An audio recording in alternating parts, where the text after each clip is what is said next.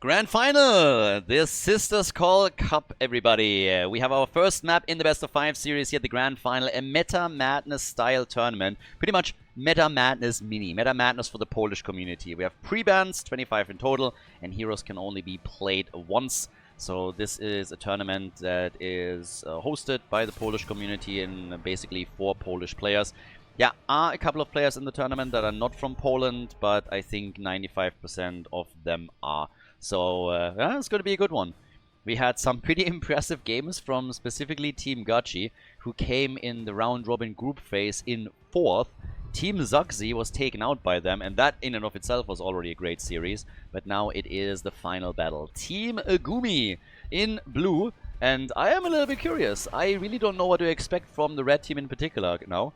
The ban patterns are what we have expected throughout the tournament so far, so early on at least Varian gets banned again. We also get a ban on Alarak as we're going into Battlefield of Eternity. As the match progresses, of course, going to get interesting how many heroes will be fully removed and what's left then. Especially when it comes to game number 4, game number 5, we are in for a bit of a wild ride, especially when it comes to healers. There are still healers around, but honestly, if one of the team would start going for some double support, even just YOLO a triple or quad support out in one game just for the lulz, then we would very quickly run out of proper heroes that can heal anyone on the team. So, yeah. But again, as is right now, we're going for our first pick. Battlefield of Eternity with Li Ming being banned. They have to now decide what exactly they want to play here to get some immortal damage out. The pre-bans that you can see down there are playing obviously a big role too. I will add all of those into the description of the video as well, so you can have a better overview there. And again, if you watch this on YouTube, make sure that you hit that like button. It really helps to get more people back into Heroes of the Storm. And there have to be a couple of Heroes of the Storm fans around in 2025 as well, right? So hit the subscribe button if you haven't subscribed to the channel yet. Hit that like button, watch the video towards the end. It would be very much appreciated and helps to get the videos promoted to a few more people.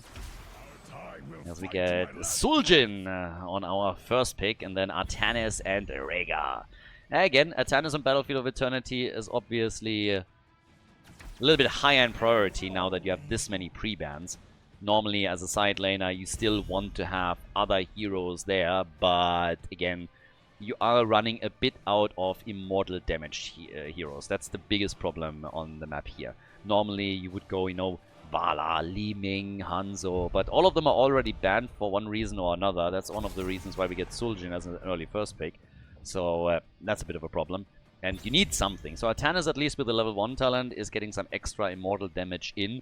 And that's why you're just saying, okay, we might not be the best side laner even in this situation, but he adds a lot when it comes to immortal pressure. So let's go for that. And as it stands right now, we're having our final ban for map number 1. This is best of 5, as I already mentioned. And it's Medivh. Yeah, that makes perfect sense. Okay. Yeah, Falstad is getting banned out too. So Falstad gets banned, and well, that is not banned. Sorry, picked, picked, and May for Warnick. Yeah, the Chugga Chugga, but I don't think we're gonna get that from Agumi. And if you know what that referred to, then you probably watched more than only this series in the tournament. But okay, let's have a look on how exactly the red team is going to react to this. We have Hammarine, we have Gamer Boy on top of that too. And there's Cassia, and we get now Sonya. So Sonya mirrored in at the front. Good heals from Oriel. Helps them also to stay on the Immortal. Don't have to pop back for a little bit of extra mana. And that is going to be the last pick right here for Atrax now. So, Battlefield of Eternity, again, map number 1, ladies and gentlemen. We have Artanis and we got May with Falstad as the only damage dealer so far from afar. It stands to reason that we're going to get another range damage dealer for our first map. Let's find out which team takes the lead here. The final pick is Jaina as we are heading into Battlefield of Eternity here at the grand final of the tournament. Let's go. Team Agumi in blue on the left with the captain on Rhaegar. We got Bibshik on Artanis with amateur opponent. Again, taken amongst other things because it really adds some immortal damage and most of the typical immortal damage dealers are gone.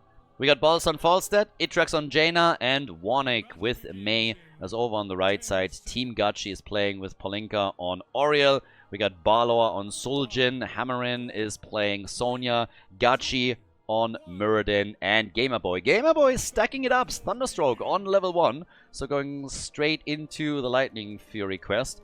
And we'll see how high he goes with the stacks. But as is, we're now having 0 stacks thus far. Time to step it up a little bit and force those team fights at the bottom of the map. It's a typical 4-1 spread that we're usually getting here. And on level 1 for Suljin, we got Bone Slicer. So, yeah, obviously another one. So, let's have a little bit of a look on how this is going to play out here. And with Cassia being involved in the 4-man at the bottom of the map, she can actually get some decent stacks together if this is kept up this way. Sometimes, I mean, if you're playing, for example, Thrall, if Thrall gets played and is part of the 4-man, sometimes teams are actually rotating an additional hero towards the top so that he is not able to stack all that much. We've seen similar plays against other stacking heroes, the idea always being give them less opportunities in the early game to get ahead in any way, shape, or form. But, well, for now, it's just all a little bit around the poke battle. 1 minute mark has already come and gone, so that means we're going for camps. And at the bottom of the map, that's gonna be the Khazra camp right there. So, first one to be taken. Falstad as the only global on the map can give the the blue team also some added advantages by just playing the macro. And he's, for example, moving topside quickly to allow them to take the camp up here. So, yeah, they're taking one fairly easily, but the attack at the bottom of the map still continues. 5 stacks right now for Gamerboy. And with the camp, a little bit of structural damage, but yeah, it's not going to be a whole lot. It's going to be interesting when it comes to the later stage of the game, how exactly the blue team plays this one. Because generally, when you're looking at damage output right now, I would say on the Immortal, Team Gachi is a bit superior. They should do a little bit better than their opponents. And we'll have to figure out if they can actually utilize it properly. But there is also that burst damage potential that we have from Jaina, which specifically after a nice attack from Mei, for example, could become a problem. So it's Team Double Frost, essentially. You could add Arthurs to it, and that you would have more or less a full Team Frost. Do we have any other Frost heroes in the game? I don't think we do, right? So we have 3. We have Mei, we have Arthurs, and we have Jaina, and I believe that's it. I guess you could argue that some of the Christmas skins could count, so that would include Rhaegar, for example. Yeah, a few others, but we might even be able to get a full team together there. Now, anyways, with a bit more of a level 4 style now coming in with a repeated offense, we've also got Thunderburn, and then full-on slam for Sonya. Yeah, slamming this out here. And targeting the opponent's campus. The Immortal is already up. Funnily enough, nobody's going for the Immortal. Everybody is just dealing with the camp first. And oh, they might get a kill. Then they're getting a kill. Nice! Team Agumi! Good start for them. Well done. So taking Oriel out. Falstad is already flying towards the top. And yeah, it's going for the safe landing zone. Would have been nice for him to maybe like fly in here and try and get an attack going, but of course the problem is we are not on level 10 yet, so there's no gust, or they would have probably attempted to go for that angle and force them into a fight and rotate the rest of the team over. As is, they're already successful. They're getting the easy halftime show victory on the Immortal, and now it's just a matter of whether or not they can follow up on this and get the entire thing. Suljin is already sitting over on the right side and is doing his damage there, so they are fully aware of that, seeing the hit points tick down, so they make their own approach now. And especially with Artanis, they can start to take this on fairly quickly. Lightning Shield is helping out with it as well. Artanis, they're all committed on it right now, and things are looking good. So while Suljin is doing a solid job reducing the hit points as best as possible, the team still walks away with a 30% shield. And yeah, not too bad. So towards the top, that's where we're going to get the next push, and this is going to cost the red team, at a minimum, the wall. 16 stacks for Cassia. Not really all too much. Struggling a little bit to get proper hits in here, the way the fight were going. But, well, getting that to 20 very, very quickly. And that defense might not be too bad for Cassia either way. So there's a good chance that she's going to get some solid hits in. And that's exactly what we're seeing as she's starting to target the Immortal. So we already have 23 for her now. Is a perfect opportunity to stack this a bit. But the blue team is also not fully committed or anything. They're already sending Jaina back. They took the wall out. They're getting damage in on the fort. That's solid. That's pretty good for them. Also, talking about stacking, obviously, it's not only Cassia that is trying to get stacks together. We're talking specifically Suljin here, who's sitting at 5 currently. So he is just working that in. Well, maybe even hit that cap. But, yeah, with the next camp attacked at the top, the blue team is trying to extend that lead and experience by just a little bit more. And, I mean, who knows, maybe even use the camp to start taking a few more hit points off that fort. Sonya's at the bottom of the map, so they have a 5 versus 4 going on. If they can force this here, then hey, even better. Mei gets attacked, yeah, eats some of the damage, but that fort is already starting to drop a little bit. And Sonya is still at the bottom of the map, so it's a 4-man defense right now. Good damage at the front. Still nice opportunities for Cassia to get some hits in, but also, oh, Atanis coming in and not able to swap her over. Yeah, instead they're going for Suljin. The problem is that Mei finds herself on the receiving end of a beating, straight into 4 heroes, and that's the end of Warnick. Mei is gone.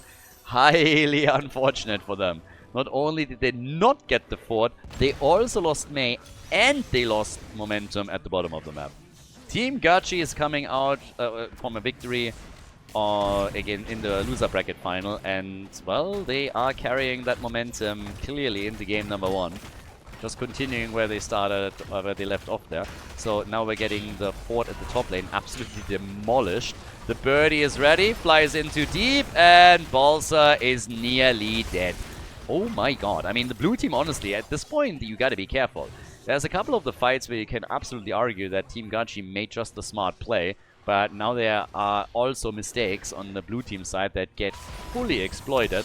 And with Falstad, if he died there, that would have been a disaster. But it is at least a kill on Cassia, so the blue team is showing some fighting spirit as they're getting Cassia destroyed, who's sitting on 39 stacks now, and it seems like that's not going to be the only one. They're already lining up straight on Suljin. Mirrodin is dead. Suljin gets his ult, pops his ult, gets a few hits, and then gets killed. That is 3 heroes down on the side of Team Gachi. So, great spot for the blue team to be in when it comes to the second objective. Now we have a nice match on our hands here. A lot of back and forth between the two teams. I like it. So they're trying to get the rest of the team back. Halftime show is over, and there's still a lot of ults that can be used by Team Agumi. So Cassia and the rest, they have to be careful. Everybody is now back to business, but Jaina with a lot of burst damage, and they really want this one. Oh, stun into Immortal Stun, but there's the kill on Rhaegar. Nice! Well controlled here. And now they gotta decide how they want to play this fight out, but Mei dies, and Artanis is just delaying the inevitable. He's gonna fall too. It's a triple kill, and a quick one at that. They get Cassia at least at the bottom, so she dies again, but this was still massive for Team Gachi. This was huge, honestly. Too many heroes dying, and Artanis towards the end, him getting dropped too, didn't do them any favors. So now it's 5 kills to 5. We have Falstad flying in. He wants to get the hits, but he can, of course, only take a few hit points off and not win the Immortal for the team. So that means we're getting Team Gachi with the next objective, with the second one. And the push through the bottom of the map won't even have to deal with the wall anymore. Can go straight for the fort. 23,000 damage for Cassia. She died twice, but decent damage output. Jaina, a bit ahead of her, though. And only died once. So, there's the chance to take the fort out, and, well, we should probably be able to pull that one off. Leap used, and the follow-up attempt, but Gust straight up into a corner. Here comes the ice wall. The fort will fall, but they're trying to get at least some kills with it. Sonya, not even close. Sonya, mega low, but able to escape, and the fort is gone. So, I guess there's still a big win for Team Gachi. But this could have been a little bit, yeah. I don't want to say disastrous. They would have gotten the fort either way. But if Sonya falls, then I think there's a chance that Team Agumi is trying to follow that up with additional kills. Didn't come to that. But, yeah. So, Mei, for now, still sliding around here as we have the level 13 talent kick in for the red team. So that gives us, amongst other things, also Ensnare. Suljin on 13 stacks now. 46 for Cassia. Forsted. The rest is rotating in. Force is not going to get this. Didn't have Gust up. I didn't waste any time here. But Mei is now... Mei is trying to run away. Gets immediately attacked with a leap from Sonya. And they're forcing that fight. The blue team is having some serious troubles with these battles. That's Falstad eliminated. Mei is down 2. And Team Gachi is starting to go for full-on gotcha. They're taking down the next target, and it's a triple kill all in all as Jaina goes down. And, well, alright, no. I don't think they're going to get him here. Yeah, they're not getting Artanis, but they got lots of damage, and now the second fort is destroyed too. Huge team fights now. Massive team fights in favor of Team Gachi. They are possibly going to go for a couple of walls here, maybe even take the camp away. It's 20 seconds until we have the next Immortal up. We're very early in the game, so it's 11 minutes in. But bot lane, wall, and the keep has already taken some damage. Red team is still holding all of their forts. So, I have to admit, bit of a surprise. Team Gachi, they ended up being 4th in the round robin phase of the tournament. And now they defeated the number 1 spot, Team Zagzi, in the loser bracket final. And now they're going up against the number 2 of the original round robin. And they're also doing extremely well here in the grand final, at least in game number 1. Ahead in kills, ahead in experience, ahead in structures. So things are so far going pretty okay for them. Cam's taken down at the bottom of the map, so the catapult can start to push a bit farther forward. 15 stacks on level 1 for Jaina. Another 5 globes, and she's going to be fine. Would definitely help if they get the objective here with that. And 14 stacks for Suljin. Suljin's late game could, of course, also be a thing. I mean, generally speaking, they have a really nicely scaling team here. If that game lasts long and they can maintain stacks, that would be big. So, few more hits are already coming. Gamer Boy is connecting some of the Lightning Furies nicely. And the longer this lasts, I mean, the better for Cassia and for Suljin, as long as they can work in some of the action. The damage output on Suljin's side is at 22,000. Not crazy. Muradin jumping in again. Oriel, yeah, goes for the whip. Couple of auto attacks from Valla. The blind is coming out from Artanis though, so he just needs to delay this a bit. Muradin tries to jump away. The wall in the way though. And they're going for Trash Tanis, and they get him. Artanis is gone. Now they're focusing on Mei. A few more auto attacks are coming. And Gamer Boy is, of course, connecting the Lightning Fury. Top damage in the game now with Cassia at 37,000. Need to stay away from those immortal stuns again, as we've seen that already being a problem earlier.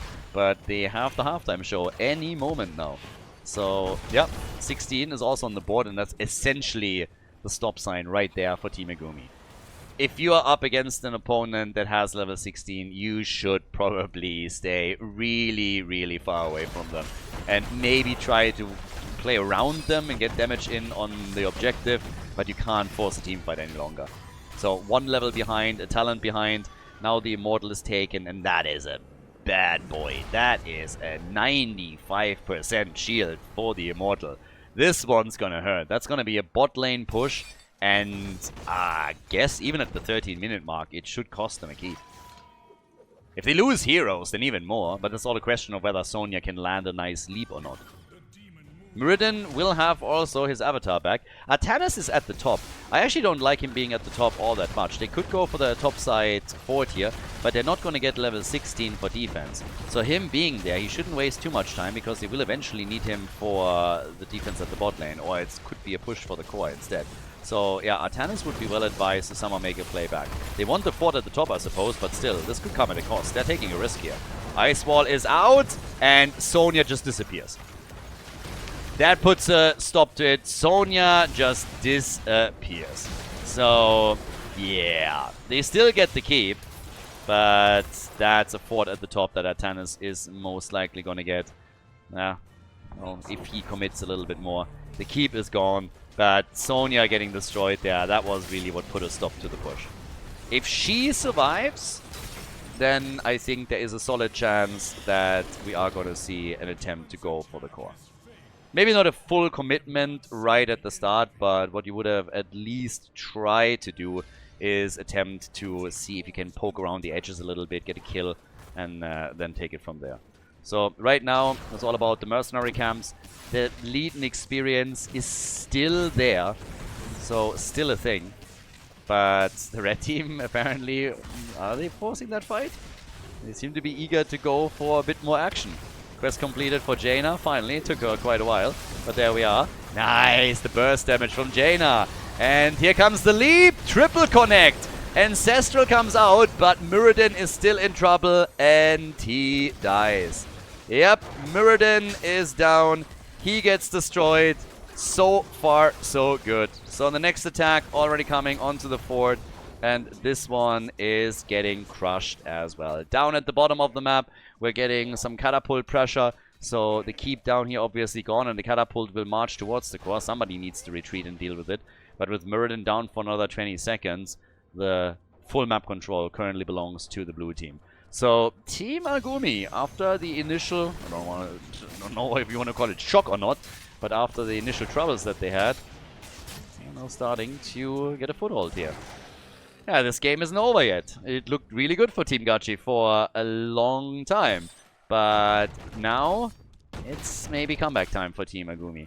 So the Immortal is spawning. This is going to be a pretty important one. If the red team takes it, they have a very nice shot at ending the game.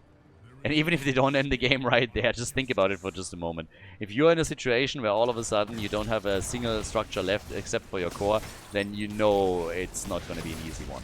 Interestingly enough, they're not going for a fight. They let the halftime show slide here. And I'm not 100% certain why. Muradin didn't have his ult. Maybe that was the reason. But Rhaegar was also on cooldown, and they should have known that. They should have known that, given how the last fight played out. So they decided to not go for any of this. Waited for Muradin to have his ult back up and pushed out the bot lane a bit. And now we're all getting ready for the potential fight on the objective here. And as I said, the halftime show is already over. So the blue team is pushing the top lane a little bit towards the wall at the keep, and the red team will have to eventually use that as their cue to start to make a move. But of course, the problem is that those catapults down here will make it straight towards the core. But the attack is in. Blue team is at the top lane, attack is in immediately, so they're already starting to fall back. They don't want to fight underneath the Immortal with all of those stun circles. Still, Immortal, very, very slow. Now, there is a leading experience also for Team Gachi, so that gives them a bit of an advantage if they really delay it long enough for level 20 to become a thing. But there's more poke as false that appears at the bottom of the map, so they're just playing around the vision and the information they have on the map. Nice! Sonya has to leap out, and that was actually pretty scary. They had a nice swap from Artanis, but it could have ended up with the swap into a stun circle, and it barely allowed her to get out. So right now, we have still a 2-level lead, but the blue team has now the better spot. And look at that burst damage. Jaina with all of her abilities. Artanis coming in with level 1. And they are about to get the objective. So the blue team, they are getting there. They get the objective. They pop an ice wall on them. And not too bad. Cassia with 69 stacks. Nice. And 5 hits also with a repeated offense. Oh yeah, hit me, baby. Oriel can whip me any day of the week, I think. Actually, I take that back. I've never seen her face, so I take that back. That's kind of important. Level 20 is about to kick in, and they are... honestly, this gap is small, especially with the minion wave coming in here. So the blue team will play this slow, but they're still going to try to get the most out of it. With Sul'jin now kicking in on the Armani Resilience, that's pretty big. We also got the Rock Stopper here. But level 20, it's not going to take too long for Team Agumi to get it too. And that Immortal might have lost its shield, but he can still potentially take the keep out. So they get the next minion wave here, and there's the 20. So both teams now with their Storm Talents. Rhaegar with the big Ancestral, already the first blind being thrown out here. And we get Shatter for Mei. So they're trying to tee that up. But, oh, it is Muradin that's the first one to be in trouble. Full stat! Whoa! Holy cow! No idea how he survived. Falls dead was basically dead. But, yeah, made it out. 19 stacks on the baseline for Sul'jin. 79 stacks now for Cassia. So, yeah, she's getting good damage out. putting some numbers on it. 53,000 for Cassia. Jaina's ahead of her though. Yeah, and Falstad's not too bad either. 41k is still putting him at a higher number than, let's say, Sul'jin.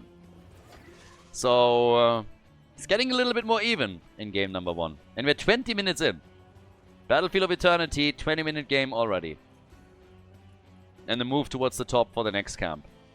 Blue team still playing this mostly slow. But they have gotten tons and tons of kills in the last few fights. So they've still been doing well. Their rotation around the objective helped them to get the Immortal. Let's see if they can do more here. It's all about opening up the series. Who takes the lead in the best of 5? Who's going to be able to jump ahead a little bit of the competition? Meh.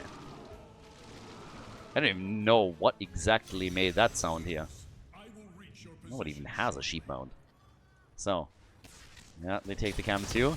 A little bit late. Mei is already here. Alright, Mei. And their gas. They needed to use the wind tunnel here. The leap and insta-kill on Jaina. Perfect stun and kill. No chance for Jaina to do anything. No ice block, no nothing. Rhaegar couldn't react either. So, yep, that's Jaina gone. Perfect coordination from Team Gachi. And now they're stealing the opponent's camp away. And they're in the perfect position to go for the Immortal too. So, yep, they take everything they can here. Warnick is saying hello, but he is not going to commit to this. And with Jaina gone, I mean, what are you going to do? One of your main damage dealers is gone. I just don't know what they can do. I mean, are you really going to give them 100% Immortal 22 minutes into the game? Seems a little suicidal. But I think they have only bad options available. It's either that or fight 4v5. Those are your two options. And both of those options suck. So, yeah. Mirrodin with an early avatar. You can always argue they should have tried to hold that back. But that is 100% of Immortal Shield. 44,000 HP on that thing. So, yeah. Good luck with that. This one will be tricky. Unless they get a kill here. They go for the swap. Cassia alive. Jumps out. Can they get a kill? Immortal's now coming in. Leap. They go for Falstad. If the blue team loses heroes now, they are just done. If they get kills, they might have a chance. Aegis gets used. Ice block on Jaina. And she dies again. This is... well, Cassia dies too. But they go for Atanis. The Ragdoll gets murdered, and this looks like it's gonna be game. I mean, it's a 4 versus 3, and a massive Immortal. It's just chunking things here. So, they go for the keep. This one, obviously, will 100% fall. There's just, like, nothing to do about it. It's all about the core, though. And he still has a shield. Sul'jin is dead! Alright. Yes, I... color me intrigued. Can they defend this? I'm still putting a big question mark on this, and I think no, even in a 3 versus 3 situation, that Immortal is just way too strong.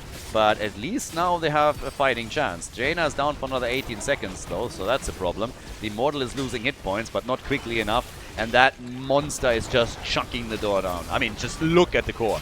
Absolutely getting murdered here. Gets crushed, 12 kills to 9. Team Gachi, ladies and gentlemen, with a lead in the Grand Final Series against Team Agumi. GG. We're going to head straight into game number 2, but before we do, once again, guys, if you enjoy the coverage on the channel here, if you enjoy the match, please like and subscribe. Subscribe to the channel, like the video. It also helps to boost the game to an even wider audience.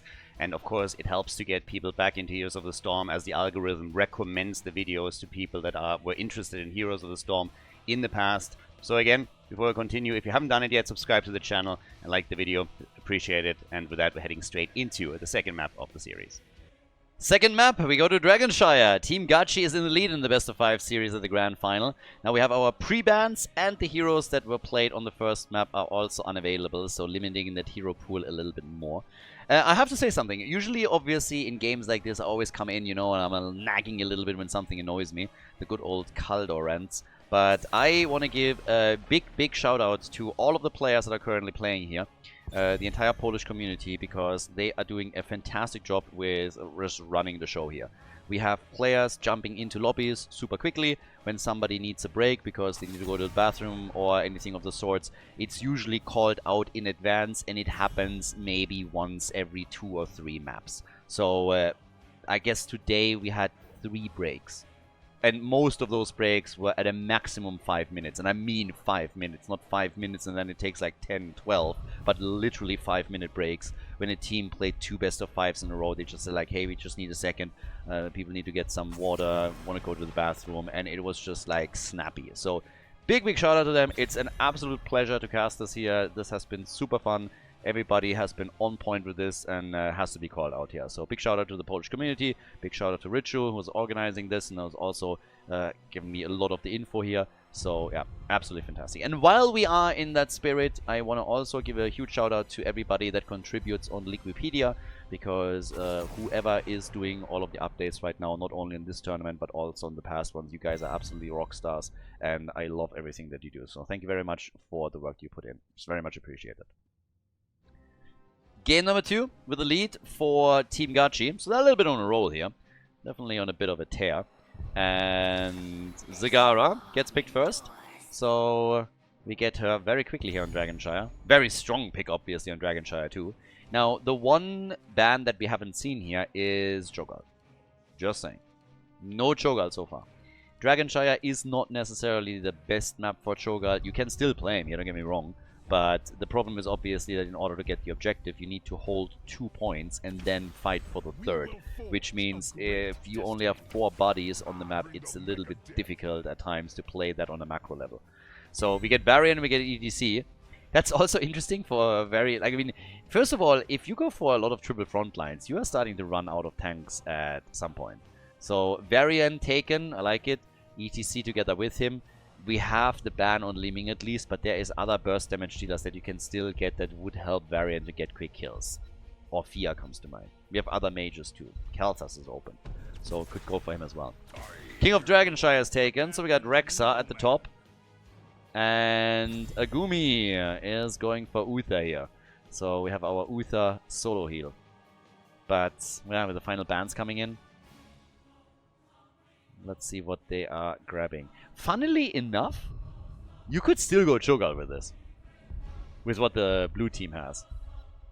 I'm just now thinking about it, but you could actually do that. So, if they wanted to. If they just say like, okay, we don't care about the macro aspect, we're just gonna try and go for team fights. We've seen Cho'Gall on this map. It's unlikely. I don't think that the blue team is gonna do it, but they could. Just saying, it's an option for them. They have the lineup that they're running right now, it would work. But I think they would most likely go for a different support if they wanted to go down that path. We still have, for example, Alexstrasza up. But then Infernal Shrine is probably going to be a map, and teams are going to fight for her there. Ana gets banned, so no matter what kind of burst damage you take, no matter what mage comes in, you do not get that nano boost. But, well, healer will still be interesting. And I suppose the damage. But if they want to add more CC, Kalthas as a mage would be an option. And for the auto attacks, I mean, you can still go Jimmy too. We've seen Jimmy quite a few times. There's not that many auto attackers left. Ophia pointed it out earlier. And I keep forgetting that Sylvanas isn't banned out. That's actually still a surprise to me. Sylvanas is usually one of those that you expect to, yeah, just get pre-banned. Because she's just so common. But we'll see. Still planning on running a proper Meta Madness later on in the year. Actually, I wanted to run one right now, and then they told me about this, and I was like, alright, I'm gonna delay mine a little bit just so that we have both of the tournaments. Medivh and Thrall. Okay, that also explains why Warnick is on Rexa. So they're going for an interesting one here. Rexa as a main tank, apparently. And Malfurion on the other side. That is an interesting lineup that they're running here. Is that really gonna work for them? I mean, guess we're gonna find out. Dragonshire, everybody. Map number 2 in the grand final. Let's go. Map number 2. Well, we certainly got an interesting lineup here for Team Agumi. We have the captain on Uther. Itrax is playing Zagara. Warnick on Rexa. And then Bibshik on Thrall. And we get Balsa on Medivh. So Medivh is obviously a bit of a linchpin hero here. Without him, this would all fall apart. But they are hoping to keep everybody alive with the shields and portals.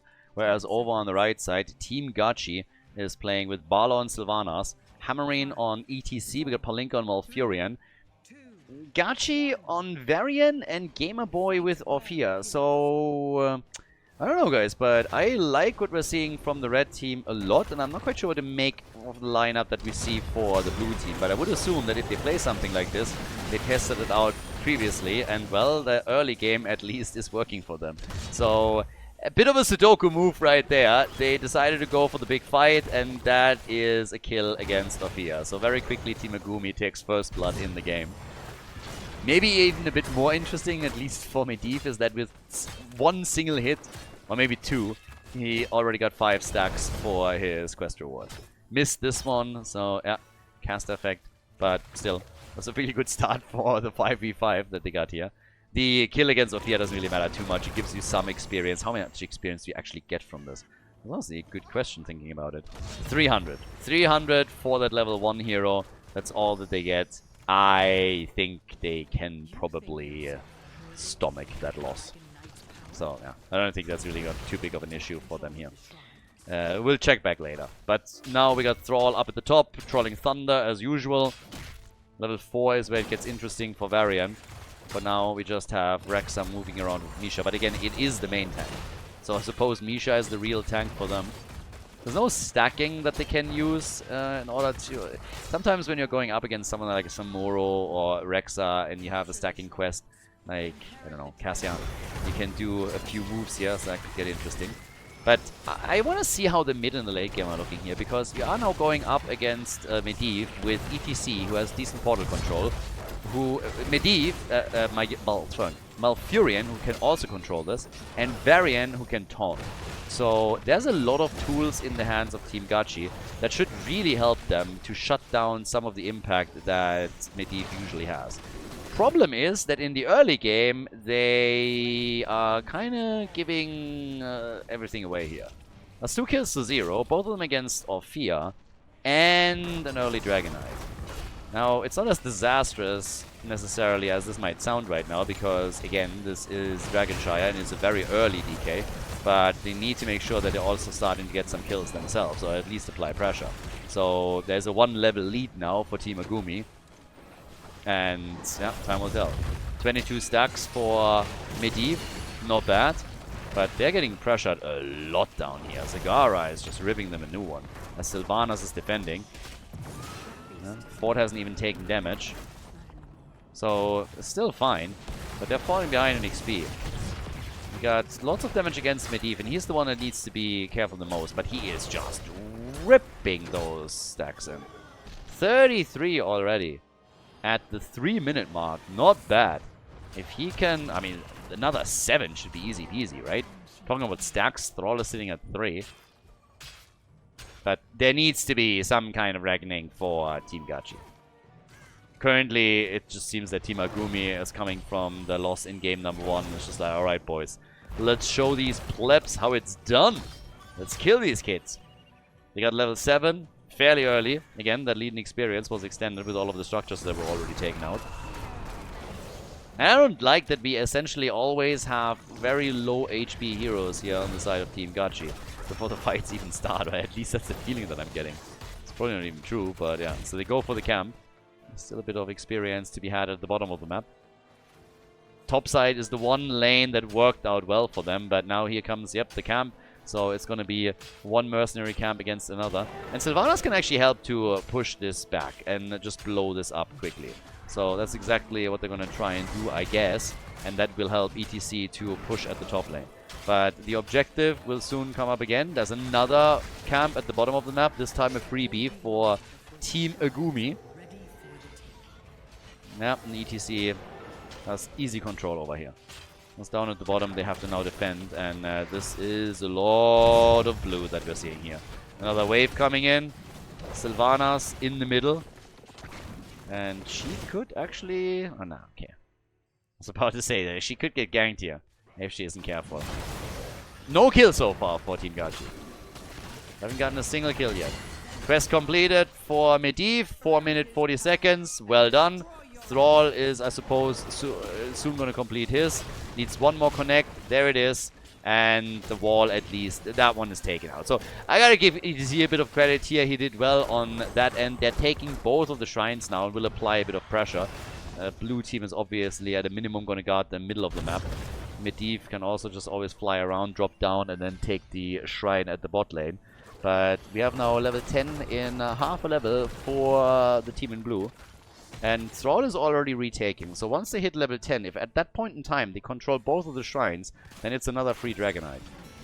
There's the slide, the taunt, and the kill. Get clapped. Easy hits. Raxa is down. The double control is there. Level 10 is 2. But this might be something where they can make a move. Thrall is going to try and interrupt this. ETC could slide towards the top and doesn't for some reason. So has an easy chance of getting the control and gets it now. We're going to have both of the teams in level 10 in just a moment. Sylvanas is already moving back. By the way, Divine Storm for Uther, so he's going for the stun. After a nice maw, that would be a really cool move. And Thrall wants the shrine back. ETC with stage dive, as you would expect, given that Varian is the main tank. And now we have also Wailing Arrow, and they can land a few more direct damage tools with the help of the Crushing Jaws, for example. And Misha is already getting attacked. The Maw misses the ley line. Big stage dive, huge stage dive, massive follow-up. Great stun from Uther, but the portal was even better. That saved the day for at least a few of them. They want Medivh, and they nearly got him. I mean, it doesn't matter too much since he already has his quest completed, but now they isolate Orphea again, and Orphea is just getting wrecked in this game. So I gotta say, that's 3 kills against Orphea. Nobody else is dying. They're trying again for Medivh, I suppose. It's a 4 versus 4 at the bottom of the map, and Raxa is in trouble, and he goes down. They're not stopping there. Sylvanas falls. It's just a blow for blow, time and time again. Malfurion on the run. The portal comes out. Medivh wants the kill, and Medivh gets the kill. Medivh is able to just come in with a portal, and now they're chasing the rest of the team too. Another taunt would go a long way, and they get it, and that is the end of Uther. What a slaughter! I mean, damn, son, what is happening here? 5 kills to 4, and they're all over the place, and it is bananas. The portal is out. Sylvanas is saying hi. Now they're coming in again. They want the control here. The double control already for Team Agumi as they potentially go for the Dragonite in the middle. Sylvanas is rotating there as we speak, but there comes the kill. Orphea is dead again, the 4th time that she dies, but she was able to take down Medivh. In the middle, Sylvanas is still holding on. This game is insane. This is getting nasty. Like, what on earth is going on here? We're now 7 minutes into the game. We have 11 kills. Like, what? 19,000 damage for Orphea, who just dies over and over again, but at least this time she got a kill. Sylvanas at the top retakes the shrine. We have a half-level lead continuously for Team Agumi, and in comes the push from Sylvanas trying to apply pressure onto the top side forward. But damn. What a start into game 2. And, well, Sylvanas is dead. Medivh is just insane. Medivh is just way too crazy. Gets the ley line, and holy shit, Bolsa is just absolutely destroying them here. Medivh, ley line steal on the camp.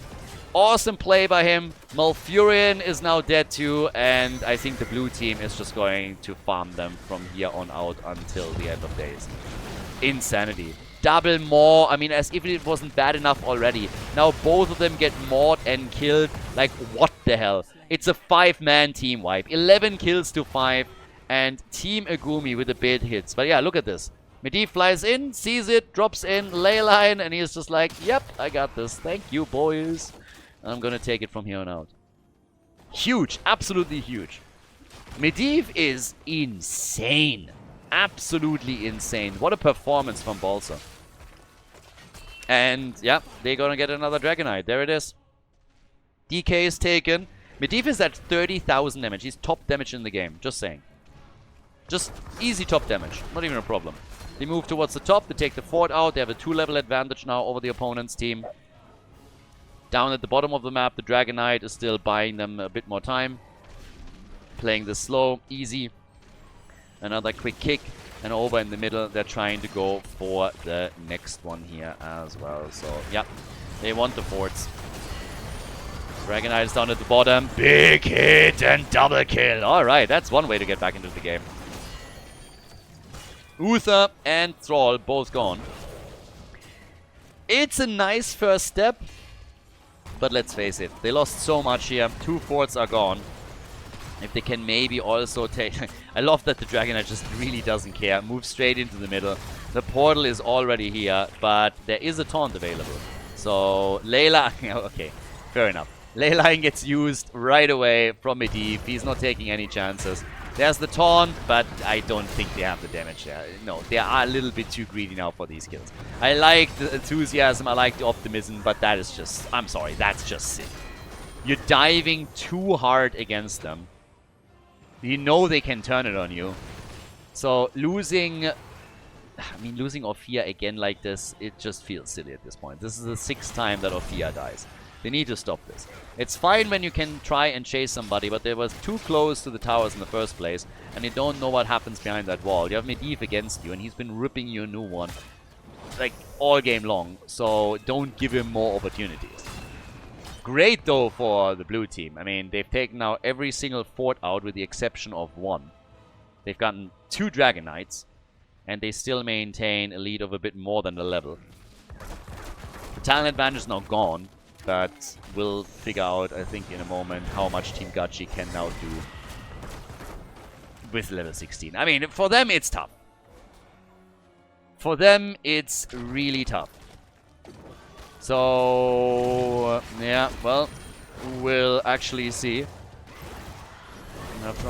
The attack. Oh, Sylvanas, big jump in. Sylvanas all over the place all of a sudden. You gotta be a little bit careful on this. So, in comes the portal as they're jumping on ETC again.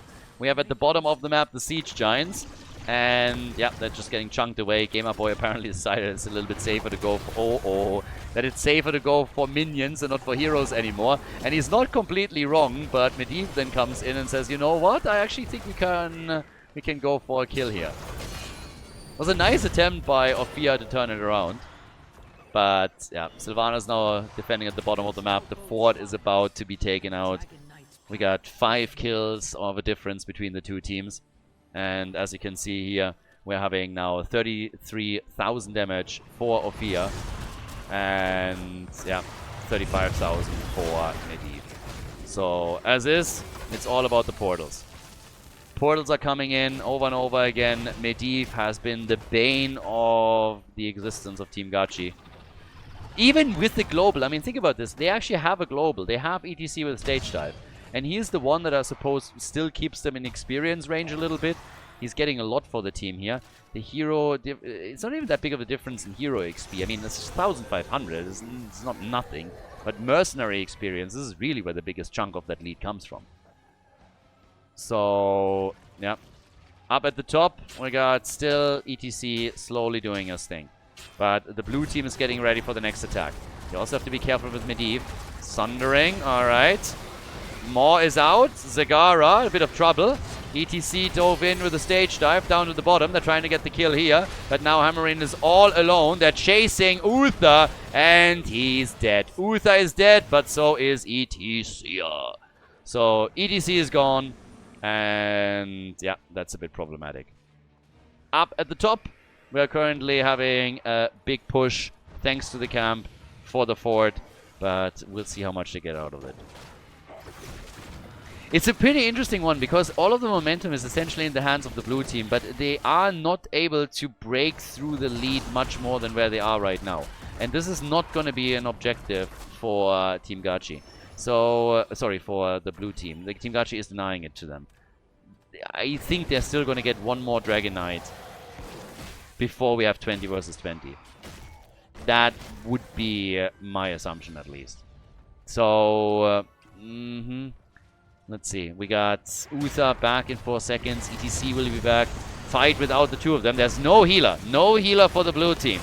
They don't have a healer. And, well, they have still the shield of Medivh, of course. The jaws are clenching, not hitting anything, but they're getting Rexxar. So just as Uther is back, Rexxar is dead. And Sylvanas made it back out of the fight. So, yeah, good for her. Maybe they have finally a bit of momentum here. They have 50 seconds. 50 seconds where they have a numbers advantage. That should be enough to, even against a team that has level 20, to give them some control over the shrines. ETC needs to take the top now. They have vision at the bottom. They know everybody is here. If they want to prevent the Dragonite, ETC needs to go, and he does. Okay. Yeah, they knew fully well that there is no problem. And Sylvanas is now rotating towards the top. Takes on the minion wave as she should. Easy for her. Also the catapult. Quick possession. And it's a huge chunk of experience, of course, as well, which is now going to get them closer and closer to level 20. Storm Talons. Any moment. ETC is getting the wave at the top. Yeah. And now it's even Talons. So now things might actually change a little bit. You have even Talons right now. We got the Engulfing Oblivion too. And more importantly, Crowd Pleaser. So big impact on this. They're rotating around the opponent's play for the shrines. And they have Sylvanas still that can help them push. Imagine them getting an objective. Team Gachi has done some amazing moves in previous games and is starting to establish themselves as a little bit of a comeback team here. Then again, Valla is getting chased. Where's that ley line when you need it, right? Maiev is always threatening to just drop down and use another one to force the fight. Yeah, this Rexa main tank comp is working for them. So, yeah, here comes the big hit. They try to go, feign death. The Maw is out too, and the ult of Ophia goes nowhere. But they might still be able to pull something off. There's the Wailing Arrow. Shouldn't dive in too deep. Uther goes for the stun. Uther is low. He gets the shield, but it is Sylvanas that falls. Sylvanas falls, and Maiev is cheating with another ley line. Doesn't seem like they can get a kill here. The blue team just a bit too powerful. It seems like the winning streak of Team Gachi is soon gonna be shut down. There's kill number 2. Ophia is gone. Say bye-bye to your damage dealer. And now they can just clean it up. Go for Malfurion. Drop him as well. That's a triple kill right there. And that's, of course, Dragonite number 3 for the blue team. Team Megumi! No, he's not in time. He's definitely not in time. The channel is already happening. And we got the DK. So, 17 minutes into the game, and it's looking solid. So they're slowly, steadily making a move down to the bottom of the map with Siege Giants in the mix, with a catapult, and they're going to start taking this one out. I think this keep is lost, 100%. They don't have any of the defenders that they really need here, and the only question that really remains is, can they go straight for the core? And I am honestly asking why not. Because it's going to be 10 more seconds until Ophia is back. Yeah, ETC. But the Dragonite, Maiev is just making a move here. ETC was greeted by a Maw. Is getting stunned and gets killed. Yeah, this just has to be it. The shield is already gone on the core. And fantastic job by Team Agumi. That's the tie. That's the tie of the series. Dragonshire goes to the blue team. They're taking down Team Gachi and tie the series. We're headed for game number 3. Coming up next, we have the third map of the series. If you guys enjoy the content, also consider to head over to patreon.com/Khaldor. Support our efforts to keep the Heroes of the Storm esports scene alive there. It's the best way to support the channel. Huge shout out to everybody that is already a supporter. You guys are really helping to keep this alive, and you help us to host event after event for the game here. Especially after Blizzard abandoning this already 7 years ago. It's absolutely fantastic that we're still able to do this here. So big shout out to all of the supporters. And again, if you enjoy the coverage, if you would like to support us, head over there and check it out. Thanks a lot. Enjoy the next game. Well, Team Megumi's tied the series up. So now we're heading into Infernal Shrines as our third map. Team Gachi with a very nice move in the losers bracket final first, where they had a win streak coming into the grand final. And then winning the first map here, but all of that momentum has now been put to a halt. Very nice play by Team Agumi, just shutting this down. Since this is Infernal Shrines, a couple of heroes that are up and that are very likely going to be picked here or banned are, of course, Tychus for an Odin transformation. We have Alexstrasza still up, who's another really solid choice here. And those two at a minimum have to be noted. I believe that Leoric hasn't been played yet either, right? So he would still be up too. We are in game 3 now, so that means we have the pre-bans that you can see down here and the 20 heroes that were already played cannot be played again. So that's limiting the pool more and more, but still plenty of options available. Now Garish gets banned again. Malthael has been taken out. They're starting to take this a bit slow. And there's a reason why Medivh is usually banned and gets banned over and over again, and you could see that on the last map. The Rexa main tank was a super interesting strategy here that I honestly doubted, but yeah, I mean, even with Medivh behind it, without Medivh it completely falls apart. But it was pretty cool that it worked out for them, and they did a great job coordinating their attacks. But yeah, we already have some interesting comps right now. So Cho'Gall gets banned. This is the moment where Cho'Gall is going to get banned a bit more often. This is going to be most likely the pattern for map number 4 and a potential map number 5 as well. There's of course a potential chance that somebody lets it through, but then I think it will be picked. Junkrat's still open, so he gets taken quickly. There's a couple of very high priority heroes still up, and teams are now quickly going to start taking them.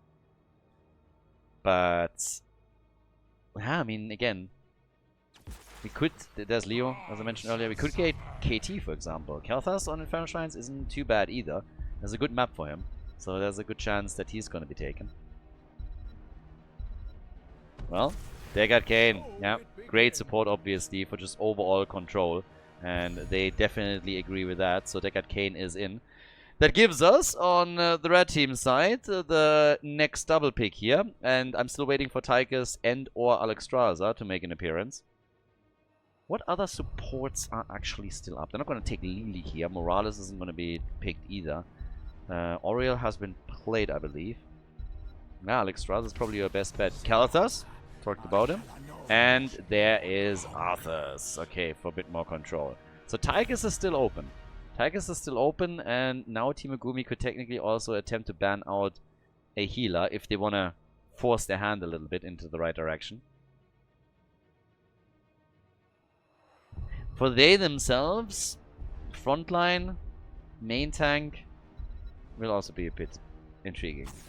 Yeah, there's the Alexstrasza ban. I really thought they would take Alexstrasza now, but as I just explained a second ago, with her not being picked and nobody else being taken either, it kind of made sense to ban her out. She's great with the dragon transformation, and you can now really force Team Gachi, or Team Gachi's hand a bit when it comes to healers. There are not that many around anymore. So, Tyrael gets banned. Nice ban, for the map in particular. But, yeah. Let's see. Are we going to get Tychus for them now? That would be my first question. I mean, obviously, when you're looking over to Team Gachi, we have Junkrat and Kel'Thas, so they're not going to add another damage dealer. If Tychus is being played, then he's going to be taken by them. Lunara first. And Diva. Did they play Tychus? Wait a second. Was Tychus already played? I don't think so, right? I don't think Tychus has been played, so a little bit surprising to me. There's a lot of games that were played today, so some are just, you know, washing together where you're not quite sure anymore. Was that the previous series? What is this series? But no, we had Battlefield of Eternity and Dragonshire, and Tychus was played on none of them. So Diva, we get Anna, okay, boosting Kel'Thas, boosted Pyroblast, Nano boosted Pyroblast, for sure. And then Zul Arthas as our little front line. So, well, not bad. Getting Diva into the mix. It should be. Actually, I think is this a main tank Diva for them? Warnick just played a main tank Rexa. And unless they're adding another melee, it is going to be Diva at the front. Warnick is playing the tank for them.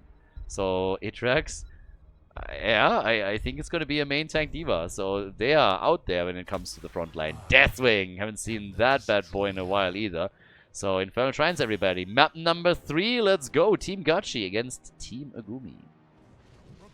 The blue team, after their victory on the previous map, is starting on the left with Megumi on Dehaka Kayn. We got Bipshik on Leoric, Warnick on Diva.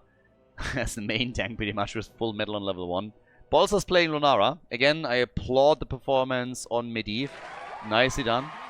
Now he's playing Lunara, as I said. We got Itrax on Deathwing, and over on the right side it is Balor on Junkrat. We got Hammering on Zul, Gachi on Arthas, Polinka on Anna, and Gamerboy is playing Kel'Thas. So, yeah, on level 1 we get the Backlash. And we got Blow 'em Up. Don't have to tell me that twice. Let's go. Let's blow them all up. But which team is now going to take the lead in this best of 5? Deathwing, proper skin. I like it. Don't go full turkey. that is just demeaning the majestic dragon that is Deathwing. Haven't seen him in a long time. Nobody plays Deathwing these days, which is honestly a little bit unfortunate. My favorite is always when Deathwing tries to hide in a bush or an event. I mean, like, look at the size of that thing. Deathwing should honestly be able to just trample over structures. If you have a gate and Deathwing walks over it, it should just get destroyed instantly. That's what I think when I see Deathwing. I mean, damn son, that is an absolute monster. I would have... it would have been nice if Deathwing, I don't know, maybe also like a 2-player hero or something. Like, again, either way. Up at the top, we have our 1v1, Zul and Leoric. Leorki is going to sit there. A little bit of poke happening from Lunara as the 1 minute mark passes, the camp spawn, and the teams make plays for it. Down at the bottom of the map, we got Deathwing. Get Deathwing going for minions. Minions should just run away from Deathwing. Should be scared and just run away, and then he gets the experience because they quit. So you don't even have to kill them. They see the dragon and they just give up. Lay down their weapons and retreat. That would be pretty fun, actually. We need more stuff like this. Anyways, down at the bottom of the map, they're now going for the camp. We get also Gamer Boy with Kalthas on level 1, of course, rocking Mana Addict. There's no other talent than Mana Addict on level 1 when you're playing Kalthas, at least not if when you're serious. You can always go Convection and be a little bit funny when you're playing Quick Match or whatnot, but when you're trying to play a serious game, then this is definitely something that you should stay away from and go for Mana Addict as quickly as possible. So, all the way up at the top right, Balor now going for the camp. We have still Leo playing this against Samarin. The Drains apparently showing some reaction as we have a Hearth from Zul. All of those minions are still getting blown up by Junkrat. And the first objective is popping up. Deathwing unimpressed. So, yeah. And I mean, at this point, I honestly just want to see how Deathwing is going to fit in for them. Because that is... I mean, you have quite a lot that you can contribute on your objective alone already. But when I look over on the other side, and I see that Arthas, for example, is all of that control, that we have the living bombs from Kalthas that are definitely going to spread, and then you have Zul with added wave clear, I think it's still going to be a bit tough for Team Megumi to hold control fully. They have a few nice heroes that can help them with that. Deckard Kane being one of them, and then of course also the explosion from D.Va that can always give you initial control. But all in all, there is just a lot in favor of Team Gachi that they have to deal with. Not even mentioning Junkrat here, who with grenades can just carpet all of this very easily with explosives, and they have 16 to 12 stacks. Blue team is a bit ahead though, amongst other things, because Zul is still at the top. There's the explosion, and yep, Junkrat is dealing with it nicely, and Anna gets the kill on D.Va. Nice, that's first blood, more or less. Yeah, so D.Va is actually taken out. I don't understand why they didn't get the kill. Am I missing something? D.Va actually died, right? It's not just, like, why didn't they get a kill? Why is there 0 kills on the scoreboard? It's not just the mech that died. The entire... Like, what? Why did that kill not count? They get the Frozen Punisher too. But I am heavily confused here. Am I crazy? Am I losing my mind? Or should this be a proper kill? Yeah, I'm very confused. Either it's too late and I don't know what I'm talking about anymore, or something has been gone a little bit strange here. So either way, Anna didn't get credit. Maybe they don't like Overwatch heroes. I mean, I'm in that camp too, and they took 2. Actually 2 Overwatch heroes against 1. Nice little pressure in the mid lane. So the wall down, and thanks to that Frozen Punisher, they get some pretty decent damage on that fort. It tracks. Okay, 168 points left on Deathwing. You gotta be careful, my friend. You're gonna be dead in another hit or jump from the Punisher, so you wanna avoid that. Now, camp is taken. And for D.Va, we, for example, get the Fusion Generator on level 7. We got the Splintered Spear here. And we got the Firestorm for Deathwing, as the red team is trying to go for the next camp at the bottom of the map. Sticky Wicket is in. 0 kills so far, apparently. I'm still heavily contesting that, but okay. So, at the top, Zul is going to take over again, just forcing the back. Over here on the left, we still have some nice attacks against Deathwing. And yeah, 18 stacks is really good for Kelthas. That's actually very good. Helped that they got the objective. But as I said before, in an ideal world, you want to get that completed by the time your opponent hits level 10 so that you have something to properly sell there. Down at the bottom of the map, we're now having, yeah, the rotation still this Ducky, by the way, like, Quackniks love that thing. I absolutely think it is just nasty. So, down at the bottom of the map, we're now having, with level 10 in their hands, the red team starting to make a play. Deathwing is taking to the skies here, as we have the completed quest for Kelthas, so good for him. And, of course, then Zul sitting currently still in the middle. He can still rotate over. They want to go for D.Va a bit, but she gets Bunny Hop just in time, and then he's using that to move out. When we talk about Zul, he went into Poison Nova. That's always a nice tool. Army of the Dead for Arthurs, but Poison Nova in big team fights when everybody is clustering up. If you get really good hits out of this, I mean, your opponent is just suffering. So that's a really nice one to have too. And with that said and done, we now have still no choice for Lunara. So Bambi is apparently going to decide a little bit later on what exactly she wants to go for. But with damage output, we are seeing Zul on 14,000. That last shrine was good for him. Here comes the Thornwood Vines. And we get 9,000 damage as the top damage on the end of, Lunara. So, all the way up at the top, we're now looking still at the next shrine activating. And this is really where the game can start to also take a bit of a momentum for Team Gachi if they win a second one. I mean, this is oftentimes the case that you're looking at Infernal Shrines, and when it comes to the next objective, you know your opponent is ahead by a talent. So if you want to get there, taking another Punisher right now and then taking a few more out, that would be pretty big. There's the Poison Nova already being used, and Zul is still dead. I always ask myself in a situation like this, why use the Poison Nova? I mean, what exactly are you hoping to achieve in that situation? Your team isn't there to rotate over and capitalize on it. They will all heal up, and you burn a really big cooldown, which you could still use once that you're back up on the map. So I'm not quite sure if using the ult here was really the best move. Even if you get mad damage out of it, you won't be able to turn it around against 3. So somebody had to heal this up, obviously, but he could always still tap the fountain. So yeah, Nano boost on Kelthas already.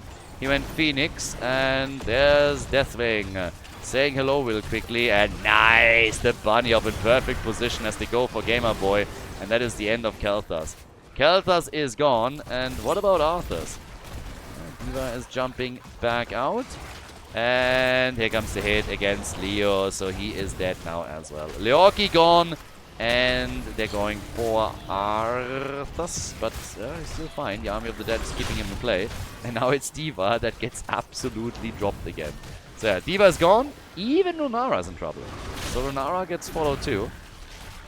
Arthas, man as he is, you know, he comes in and he takes on the dragon, but it will be the blue team that gets the objective. That initial lead after they took out Zul definitely helped them to get into that better position here. And yeah, it's looking good for them. Level 13 on both sides. After this fight, the damage output of Zul is still superior to everyone else. The Poison Nova obviously assisting in that. And Lunara is also doing well, but down at the bottom of the map, as nobody is defending, Zul gets value. Leo is slowly moving in. At the top, they baited the Punisher over to ease the defense a little bit. Yeah, but at least the wall is going to get taken out. Arcane sentries everywhere. Still the bane of, the existence of any Diablo hardcore character. Those were the days. Diablo 2. You have your hardcore character in the late game, and then all of a sudden an arcane sentry spawns right on top of you, and you just hear, ugh. And that was that. Yeah, at least in the earlier stage until they remade the game a little bit. So, 2 kills to 2. Level 14 is ready. Quest nearly completed for Arthas, by the way, so he is diligently working on his level 4 stacks. 29 for Kelthas. And yeah, everybody's still dancing around with the red team ahead in experience. Like, probably not for much longer, but it's just wild when you think about it. Red team is still ahead in XP. Even after the last few fights, it didn't go that well for them. But okay, technically everybody's even in kills now. But yeah, there's again the bunny hop. And it's not doing anything for them. We were trying to force that fight and couldn't. Whoa, nice one. Dehaka, look at you. Yeah, Dehaka Kane. Some very, he's a fantastic hero to have, and on Infernal Shrines even more so. It's not in a situation like this, but on the Shrine battles, if you get good hits in on multiple heroes, that's always a big win. Now, Leo is up at the top, still defending here with 13. We now have also Fire and Fury. And down at the bottom of the map with the quest completed for Arthurs. They're starting to make a play again. Big ult from Dehaka. Agumi is having some sick moments here. Really. Nobody followed up on this, but he hit 3 just over the wall here. And that was definitely a spicy situation to be in. This could have ended in multiple kills.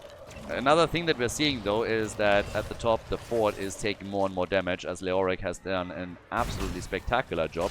The 16 talents are ready, and that gives us the Remorseless Winter, amongst other things. So once that Arthas is in the mix, he can really screw with them.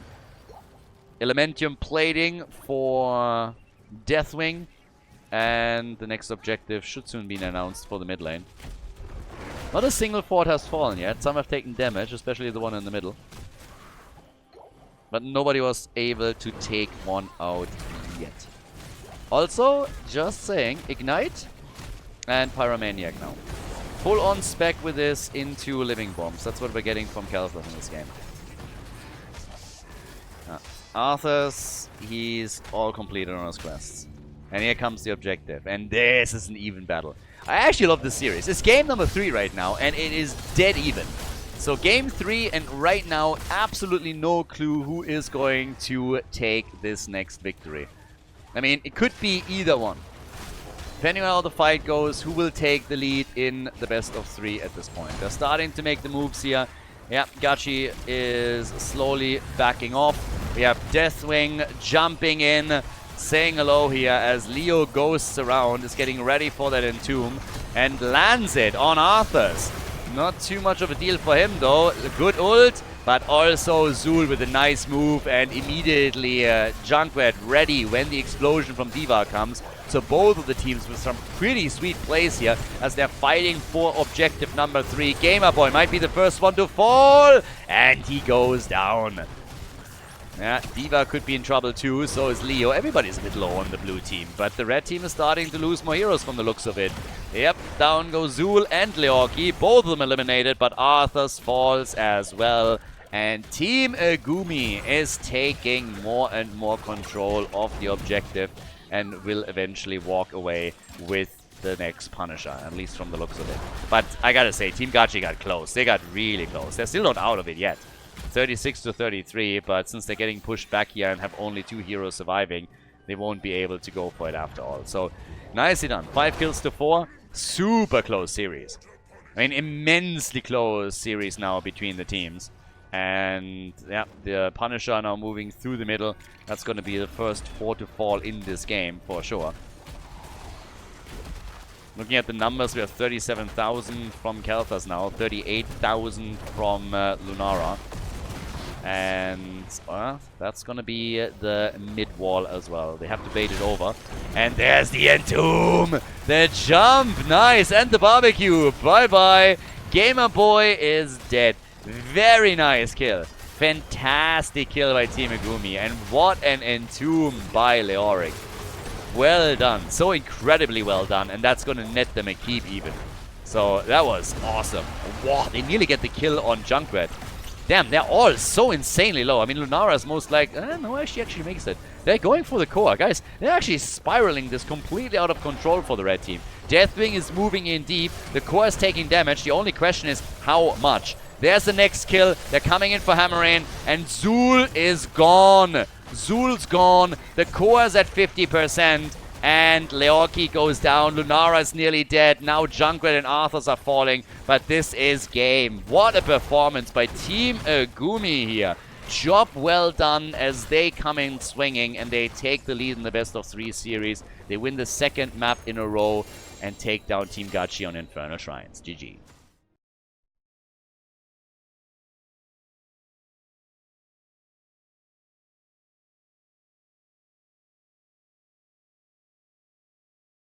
Match point. Map number 4, Garden of Terror. Team Megumi has taken the lead and won 2 in a row now. I guess game number 1 was a bit of a warm-up map for them and didn't go too well. Now that we're on Garden of Terror, this will also get interesting because I talked a bit about Cho'Gall obviously earlier, and he might still be banned here because there's a good shot that teams will try and claim him. If Cho'Gall gets banned, then most likely Team Gachi is going to get rid of it because the first double pick where Cho'Gall could be taken is for Team Megumi. There are a couple of other heroes, though, that are fairly important here. I mean, obviously the ones that were banned out earlier. Ooh, Abathar gets even banned. But I wanted to highlight Nazeebo, because this is a big map that usually goes pretty long, where you hit level 20. So we could see Nazeebo also on Garden of Terror. It's definitely going to get interesting here. Garrosh has been banned consistently. I don't think we're going to see him no matter what happens. If Game 5 comes along, if it really goes to the final map, then still Garrosh will be banned out. As obviously more and more heroes disappear from the pool, the ones that were banned from the beginning become more impactful and stronger, and it's just too strong to deal with. Anubarak is another one. It seems that Team Gachi in particular just doesn't want to go up against the Anubarak plays from Team Megumi, and so yeah, they're just going to prioritize that time and time again. Now, Cho'Gall hasn't been banned yet. Is Team Megumi willing to play it? Do they want to play it in the first place? Or are they maybe a bit worried and just ban him out now? And also, what happens on the support side? What is actually still up? We have Lily and Morales. Those two are definitely still up for grabs. And I have to assume that, I don't have the list in front of me, but I have to assume there are a few more. Because if those were the last two, then if you are Team Gachi, you're just banning supports out. But there's Cho'Gall. Again, told you. They are the first one of the double picks, so if anybody goes for Cho'Gall, it's going to be them. So Cho'Gall double pick right there. And depending on how many supports are available, you could actually go for a double support here for yourself, ban a support out, and leave Cho'Gall supportless. That would be funny. Tigers, he was up. I expected him on Infernal Shrines, I talked about it. But now we have him against Cho'Gall. Could be a full-on auto attack style for him, or just his level 4 talent, and we get Mal'Ganis. It is still interesting to me how they're not prioritizing any supports, because there are not that many around anymore. God, I wish I had the list in front of me right now. Lily Morales are still up. We have a few more, but I honestly don't know what else is available at this point. But it's not a lot. If it comes to Game 5, that role will be more or less banned out. Okay, so Imperius gets banned. Good damage, good side lane potential. Also nice to get the CC against Roy. Ah, right, Alexstrasza, of course. She was still up. We talked about her on Infernal Shrines, but she wasn't actually chosen. So Alexstrasza is out, which means that you don't have Lifebinder. They can play Morales here. Morales was banned out several times when Cho'Gall was played, because Auriel was already gone, Rhaegar wasn't available anymore, Alexstrasza wasn't here. So now there's a chance for them to get Morales. And there she is. Morales and Ragnaros. That's pretty good. So Ragnaros for more control. I would assume Lava Wave here. Nothing else really makes sense. You don't have a lot of CC that you can use in order to tee up a Sulfuras smash. So without Sulfuras, with Sulfuras value likely reduced or unlikely, you can go Lava Wave on a very big map and get more global pressure. And then you have still Cho'Gall with Morales. So on the other side, Illidan and Tyrande. The Illidan pick is interesting, and Tyrande also answers the question what other supports are still available, so she can be pretty impactful here if you tee it up with Mal'Ganis and you get a sleep in against Cho'Gall, and then you get the stun plus the Hunter's Mark, so you can do a lot with it. But we are now having on the left side Balser as the final pick, the man who started all with Medivh, and there is my pick on Nazeebo. Nazeebo Ragnaros is also a nice combo because Ragnaros can delay the opponent's push on objective with his trade and buy more time for Nazeebo. So ladies and gentlemen, it is match point. Team Megumi, can they win here, or will Team Gachi force map number 5? Let's go and find out. Game on! On the left, in blue, Team Megumi with the healer on Morales. We got Balser on Nazeebo, so it's all about that late game again for them. Not only for Nazeebo, but also for Cho'Gall. Cho played by Itrax, and Bibshik is playing Gal. And then we have Warnick on Ragnaros. the main tank player for them usually, going for Rag and will most likely try to delay the objective as best as he can with his trade. Already the focus into the auto attack style with Dash for Valla on level 1. We're getting Gamer Boy and Liming, Polinka on Toranda, Hammering with Illidan, and going for Unending Hatred, and then Gachi with Mal'Ganis. So, can Cho'Gall win once more? Can they take this? It's going to be an interesting game. The late game should be very powerful for Team Megumi. They got the Lava Wave that they can use for Ragnaros. They got the pocket heals with Morales. There's a lot of really good tools in their arsenal. Team Gachi has done the best they can here, and I think for them the wild card pick is Illidan. Illidan is the one that can do a lot in the late game, because there are very few stuns. There are basically no real stuns. So you can burst him down with a bit of damage, and I suppose Nazeebo can do a bit here. Cho'Gall can also do quite a lot, but a late game Illidan with decent stacks on his level 1 quest could really become a problem. Not only because he can start damaging the structures, but also because in addition to that, it's difficult to stop him once that he gets rolling. Normally the best tool that you have against Illidan is stuns. A lot of people, especially on plastic level, in Plastic League, do think it's, oh, you need blinds against Illidan, and that's definitely not the case. Blinds can help you, but it's never the reason why you really pick a hero against Illidan. What's way more effective is to just get a stun chain going and then burst him down. If he can't attack you, he can't do anything. So blinds help a bit, but most of the blind heroes are a little bit meh in general. Jojo being probably the biggest exception here. So Nazeebo is going to start to get his quests together. Okay, Warnick, he will have to be very, very careful.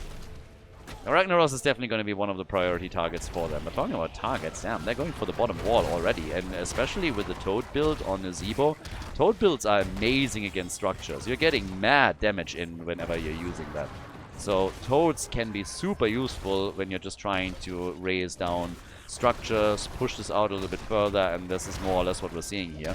So they take the entire wall without any resistance whatsoever, because camps were attacked by Team Gachi, which in and of itself is obviously quite nice. But yeah, there's a lot of mercenary camps that have already been claimed by the red team. The blue team hasn't gone for any thus far. So that's the next little problem here. Okay, but for now, down at the bottom of the map, we're now having also the first C taken, and the objective will still play a bit of a role as this continues. Because if you get... Like, the reason is pretty much this. Cho'Gall wants to go late game. Nazeebo wants to go late game.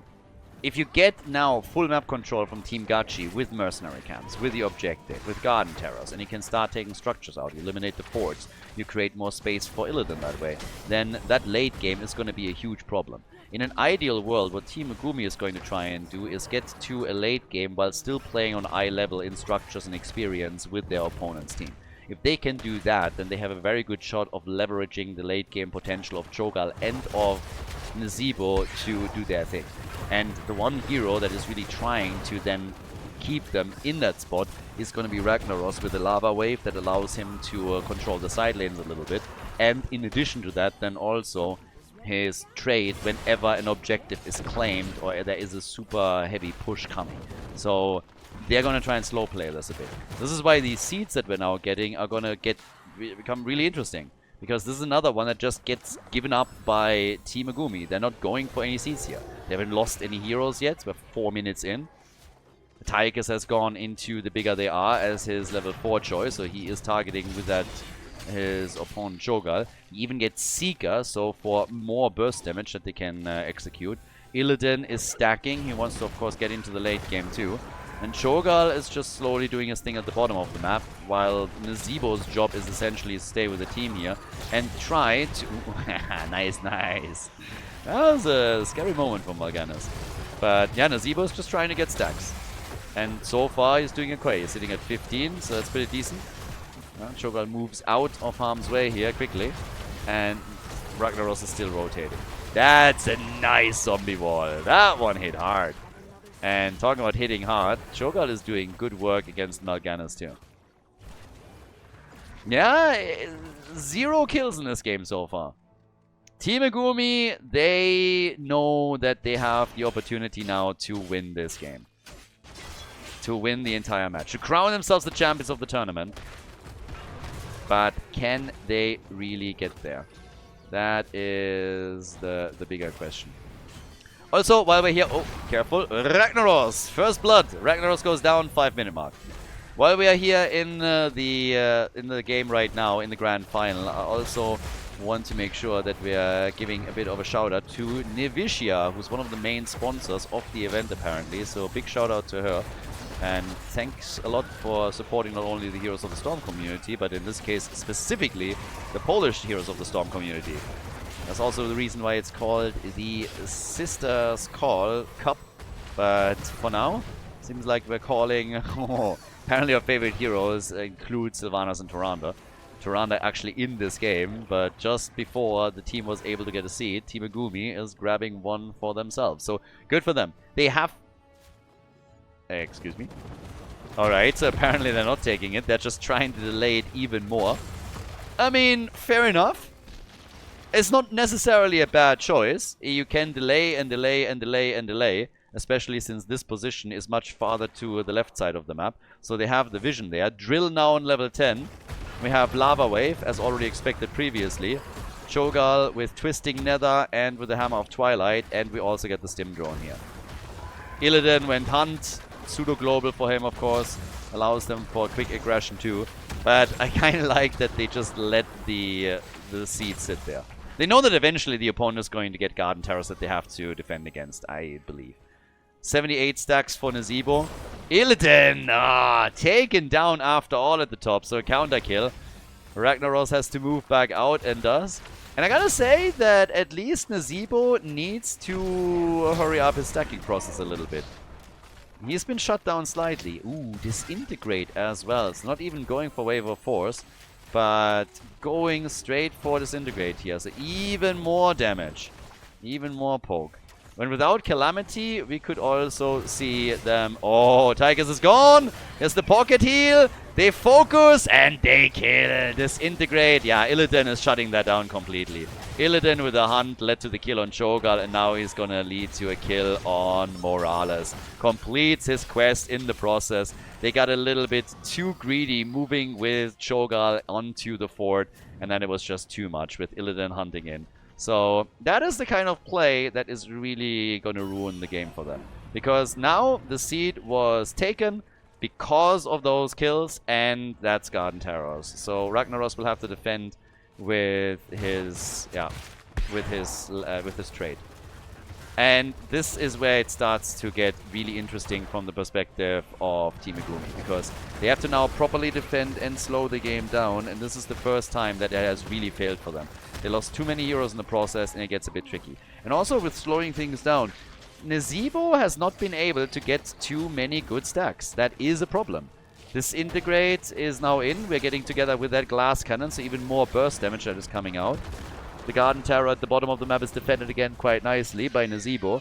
But now that Illidan is moving towards the middle, we're seeing level 13 talents picked up. Decent defense. So far not a single fort has fallen.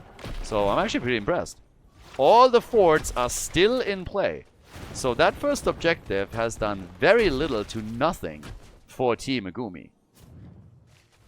And Nazeebo is adding more stacks at the bottom of the map. So he's now sitting at 98. I'm not even sure, by the way, why he hesitates on his level 30. You're up against Illidan, my friend. I would highly suggest an ice block here. Okay, thank you. That would have been more than a little bit careful. So, more than a little bit, sorry, weird. You gotta be very careful when Illidan goes for the hunt. So, all the way up at the top, that's already where we have the lava wave now kicking in again. And that helps them to keep the fort in play. They're on level 14 right now. Yeah, they're gonna get to that late game. Nazeebo against Illidan at the bottom of the map already. And as mentioned before, Illidan, they need to burn him down. So, oh, that flank! Nazeebo retreated just in time. But as I said before, he is, I don't want to say struggling, but having 109 stacks at level 15 Not really a whole lot. He needs a little bit more there. And now he finally gets a full wave as the red team has moved into the middle. So that is definitely going to help him to progress a bit on this. But, yeah, they are going to rotate and look for more kills. Ice block, that's exactly why you need it. For the hunt, right there. So Illidan, they go on him as quickly as they can, and the rest of the team rotated over. But it was still a nice approach from Team Gachi. I like that they are making moves like this and try to be aggressive there. All the way up at the top, that's a laser show. Brrr. Liming goes brrr, and Minion Wave goes easy kills. Another seed is up, and they might be able to grab this one. Zebo now at 122 stacks. Yeah, he's getting there. Another Minion Wave should probably try and lock that one in too, if he can. And still play that out here. Illidan with 47 stacks now on level 1. Let's not forget about that either. And here comes Mal'Ganis from the side and gets quickly caught. Still, we need the heals here. Gets the ult out. Yeah, Mal'Ganis, hello, and that's a kill. Mal'Ganis is dead. Yep. That's an easy one. Drill is also gone, and it seems like Tychus might be in trouble. Illidan, though, he's a menace. And it's a kill against Morales, and Illidan is just continuing his moves, but is finally taken out. You can tell already, though, that Illidan is a problem. They kill Liming, and I suppose Ragnaros, yes, he gets killed too, but Cho'Gall was hoping to get more damage in. Can't quite do it. But we had at least the lava wave still dropped by Ragnaros, so that eliminates the entire push in the middle, and they're also going for the seed now. A really, really interesting game here, with a half-level lead for Team Megumi now. Good damage against the fort. Fort at the bot lane has been taken out. For the top lane is at 50% HP. So we're getting in a really interesting round now. And Zebo still struggling a bit to get his stacks together. He is slowly making plays for it, and he also wants to take the fort out in the middle of the map. But yeah, he needs to stack it up a bit more. He should be fine though, but it will hit a bit later. The fort at the top is still standing, but in the middle of the map, Nazebo made his move and was able to claim it. So Nazebo with really nice impact on the game. 123 stacks as we are on level 17.5. All the way up at the top. They're still trying to nibble on the hit points of the fort here too. And I think they should start to slowly move away here. So already we're getting the ult from Mal'Ganis. This time it actually goes through. And with that, yeah, they can start to, maybe go for Ragnaros. And he's dead. I said before already that I believe Illidan is going to be the biggest threat to Team Gachi. And I think that's still the case. So, yeah. Illidan can be a problem. They need to burst him down later. And it's really that damage. They have a lot of damage, don't get me wrong. They got the burst damage here in order to deal with him. But it depends a bit on how the dynamic in the fight actually unfolds. And if they get flanked like this, that's a problem. Because now Illidan can chase them and you can't really get away from Illidan. So Morales is gone. Cho'Gall needs to retreat. They need to give up that fort immediately, I think. I'm actually surprised that the red team doesn't instantly push for it. With Illidan there, they should have done that. The seed is at the bottom of the map. Nazebo's at 130 stacks. I honestly would love for him to just like sit on lane for a little bit longer and go for some waves. You need that Vile Infection, and he's now 45 short, and 1.5 levels are remaining. It's, yeah, that's a lot down here, so he's at least gonna get that if he hits everything, but they need to speed this up a bit. Next minion wave is coming in. There's 1 seed taken, 19, 5 kills to 8. And yeah, Nazebo moving out is going to get flanked and killed. This is exactly the problem. The easy ones he doesn't go for, and then we have situations like this. Can ice block this, I guess, but he is going to fall. So now Nazebo loses even more time. It's a really nice play by him once again with that lava, with the zombie wall here. But at the end of the day, it slows down his progress, and they needed to be a bit more aware of what's going on here. So if you were hoping to get this with level 20, I think at this point you can kiss that hope goodbye. 19 versus 19. Both of the teams are closing in on Storm Talons. And you don't really want to upgrade your level 10 if you're Nazebo. You're really looking for Vile Infection here. Obviously, we have Cho'Gall already doing a lot of work. Gall with 38,000 is top damage in the game. And up here, there's a continuous attack. But once that they're going into a full-on team fight mode, they need Nazebo's damage. Yeah. Sven isn't quite ready yet. They need to give this fort up. This is just too low. There's the stun. Morales, again with the heal. Always go for the Mokus Ferales strategy.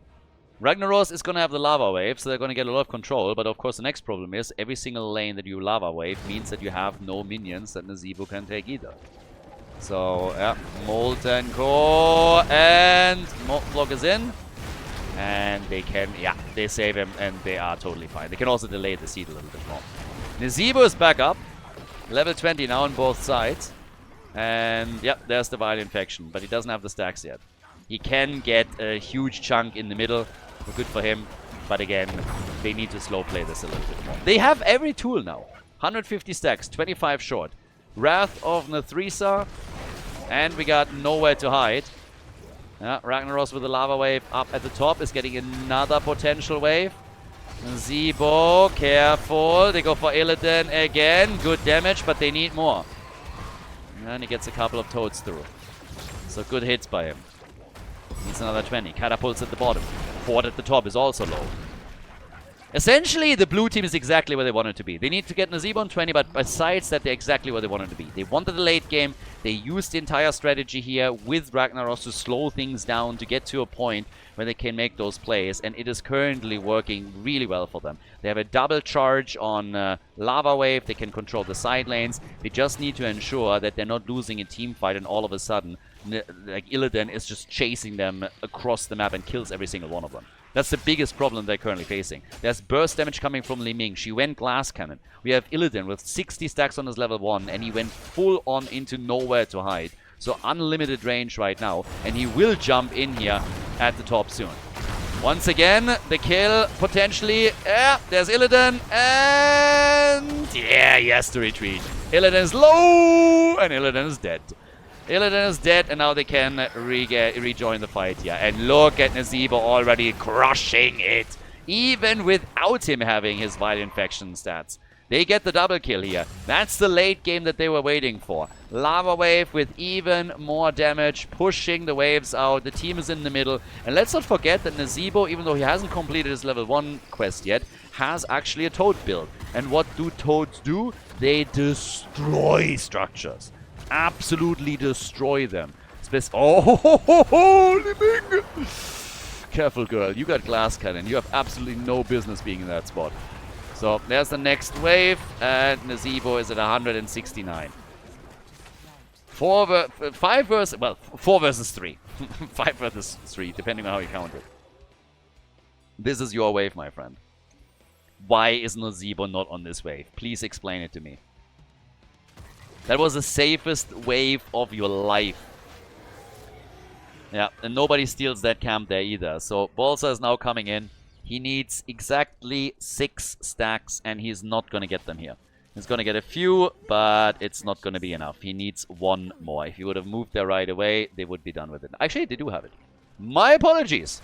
My apologies. They apparently one that died a bit earlier counted for him as well. So, yeah, now we have the quest completed. Okay, now it's party time in the team fight.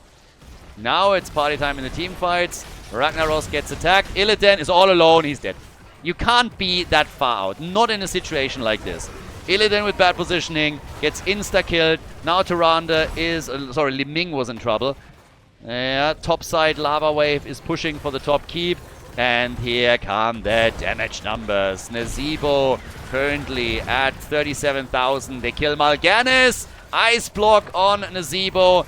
Big damage. Top side is getting pressured by the mercenary camp. Ragnaros is going for the channel. They got Garden Terrors, everybody. Holy hell. 9 kills to 9. Team Megumi with a strategy in a draft that really demanded late game from them. Team Gachi wasn't able to stop them. Nazeebo goes for the Vile Infection. Cho'Gath, obviously, a late game monster, and now they take the first keep out and they go straight for the core. The Toad build, not even completed, but they kill Li Ming. Glass Cannon, no chance. And now Nazeebo with Vile Infection on the core. You all know how that goes. It's gonna be a W. Team Agumi, they win the tournament. They take it here. They take the grand final. They drop Team Gachi with a 3-1 victory on the final map, Garden of Terror, and crown themselves the champions of the Sisters Call Cup. Nicely done. Congratulations. GG and well played.